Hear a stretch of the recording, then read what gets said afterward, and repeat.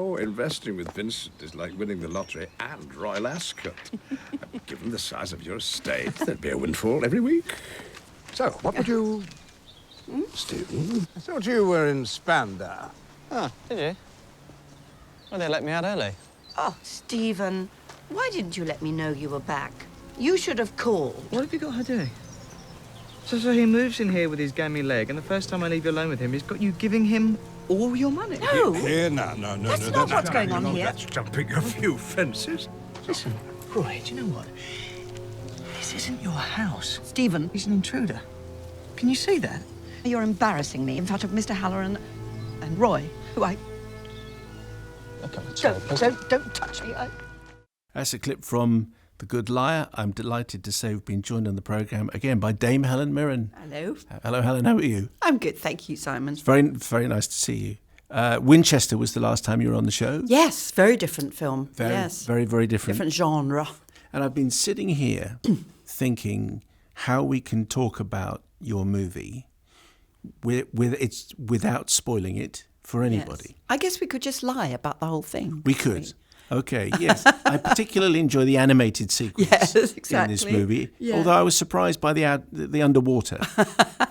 The underwater nude swimming. Yes, I'm surprised that you agreed to do that. Yes, well, I did it in my very first film, Age of Consent. Did you? It was all about underwater nude swimming, yes. So I thought it was good to reprise the same theme at the end of my career. And then the bit in space towards the end. I thought that was very inventive by the director. No, we're sorry. We're not messing. We are messing with you, dear listeners. So it was. I was 5 minutes into the film and I realised I had read the book and interviewed Nicholas Searle. Oh, interesting. A few years ago. So I was thinking, okay, it's that. Okay, I know. Fine, I know. Oh, but interesting. But yes. even so, the twists and the turns. It's one of those stories where almost every fact that we can talk about is a spoiler. So what I'm going to say is, tell us about the film, Helen. See where we go. Well, this is I think this is a sort of a bit of a throwback to the sort of 30s, 40s noirish films. Maybe it has Hitchcockian overtones. It's kind of almost surprising that it's in colour, not in black and white. It's a thriller, and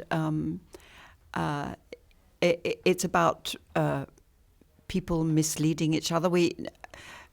It starts off with a couple who've met on the internet, and we think at the beginning of the movie, and it would be rather a nice movie actually, is a sort of rom-com about internet dating for older people sort of thing.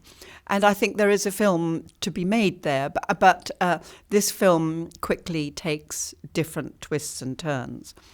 And it's so difficult to talk about because obviously we don't want to give the story away and literally spoil it. Twists and turns, cat and mouse, all the way through. Okay, so you play Betty. Yes. Tell me about Betty. Well, Betty is a fairly recently widowed woman who's got, she's not immensely wealthy, but she's got, she's got enough money, good sum of money to live on and live quite comfortably.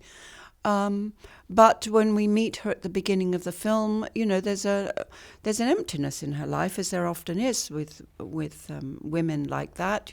They want a companion, they want someone to go out to dinner with, they want someone to go to the movies with, or the theatre, or or concerts, or whatever. And they're looking.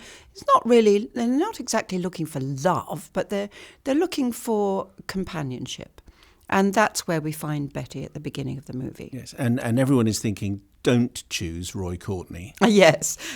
Roy is, as we learn very quickly in the story, is a con man. Ian McKellen. Played brilliantly by Ian as the most sort of charming but utterly appalling person,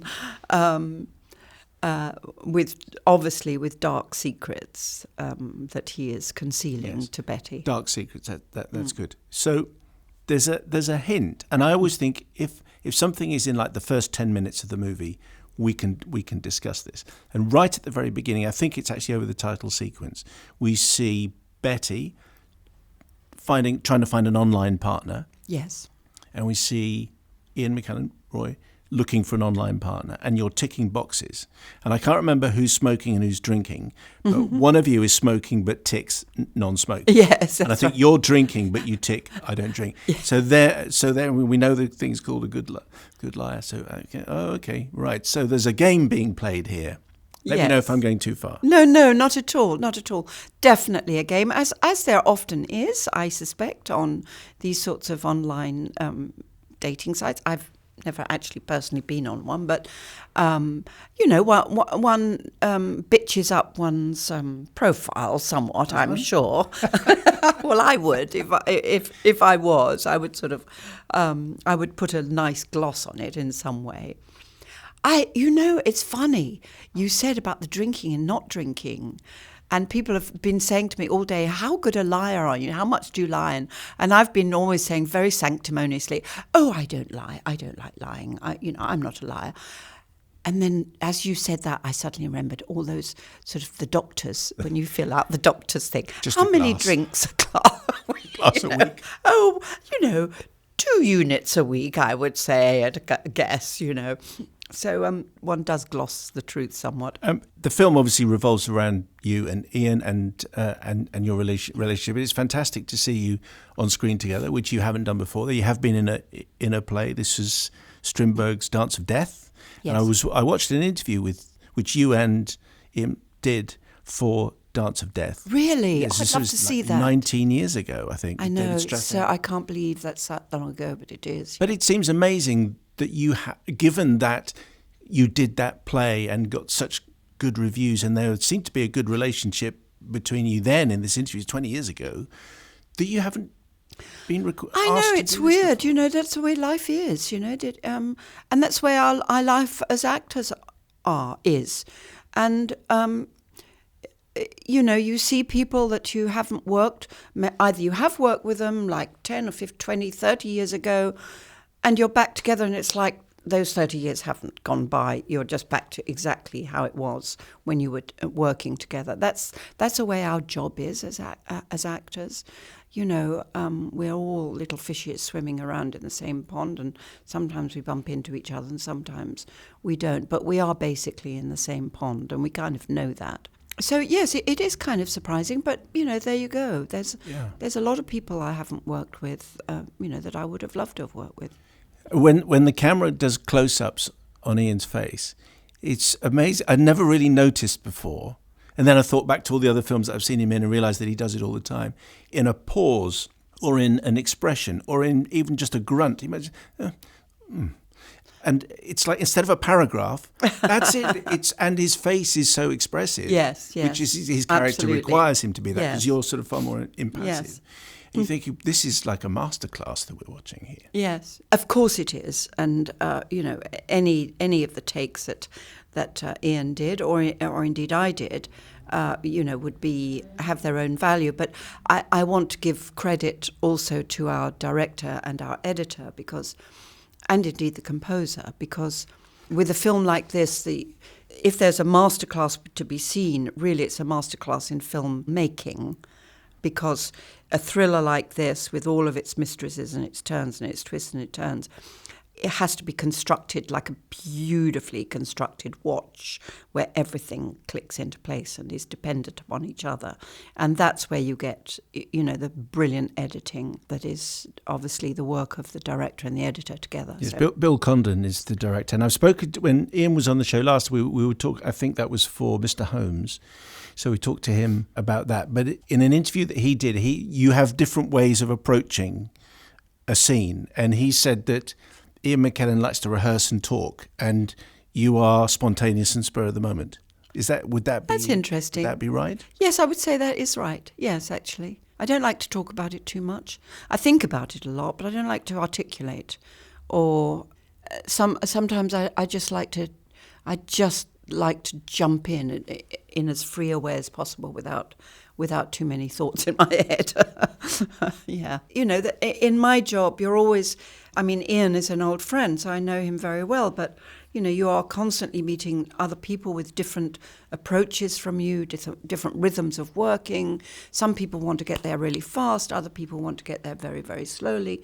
So there's one thing I've learned over my years as an actress, is that number one, there are no rules about the best way to do it. There is no such thing as the best way, and that everybody has their own way, and to let everybody do their job, their acting with their own rhythm and their own approach, and allow them the freedom to do that, and don't try and impose your own rhythm upon them. Yes. I think most people will feel when they, within a few minutes of the film start, you're thinking we can relax here because we're in the hands of experts. Everybody knows exactly what they're doing. You should mention Jim Carter, as well as Russell Tovey, Yes. who play very important roles. But my guess is that you're having a delightful time because it seems to be played with relish. Yes, I hope so, without it being, you don't want to watch a movie and be thinking about how the actors are acting, if you know what I mean. You want to be brought imaginatively into the world and forget that it's Ian McKellen and Russell Tovey and Jim Carter. You want to forget that and be, imaginatively brought into the story. So we certainly, I have to say, had a great time when we were making it. We did. We loved the process, all of us. But you don't want to be watching a movie thinking, oh, the actors are having a very good time. No, absolutely. You want to watch a movie going, oh my God, what's going to happen next? Catherine the Great is another astonishing role for you, but I just wanted, I think you're executive producer. Yes. If you then have a say in who directs and who writes, presumably you enjoyed that role enormously. And I just wonder whether that's going to make you do more. Yes, and to be more involved. Like, I don't know. Well, actually, I've always been, especially on Prime Suspect, or the later Prime Suspects, although I didn't have, it wasn't up on the screen, executive producer, I certainly had the ability to say, oh, this is a great director I'd love to work with, or, I love that writer. So I was allowed that contribution, which is fabulous. It's not that you want control, but it's lovely to be a member of the team, the creative team on that level. In terms of Catherine, yes, I had to say it was a very easy say because I'd worked with Philip Martin before on Prime Suspect. I'd worked with Nigel Williams before, the writer, on Elizabeth I. So I knew that I really appreciated their abilities and thought they were both brilliant. And, the project came about because I foolishly, at the end of an interview like this with you, when the last question, it's always the last question, what would you like to do next? Or is there a dream role you'd love to play? I very foolishly said, well, Catherine the Great is a very interesting person. And then off it went. What would you like to do next? Well, of the things that you've done or that you are doing, what do we see you in next, Dame Helen? Well, the next film I'll be shooting is a film called The Duke with Jim Broadbent. I'm not a queen or an empress or anything like that. Sure. Absolutely positive. I'll be a working woman, a cleaner, actually. I'm playing Jim's wife, so that'll be great. He's fantastic. Yeah. I reckon you'd be a good Boudicca, as it used to be. Yes, a little too old now, unfortunately. No, I really don't But think in so. my day, I would have been a great Boudicca, yeah. That's a good role. Helen Mirren can be seen in The Good Liar, Hitchcockian indeed. Dame Helen, always a pleasure to have you on the programme. Thank you, Very Simon. much.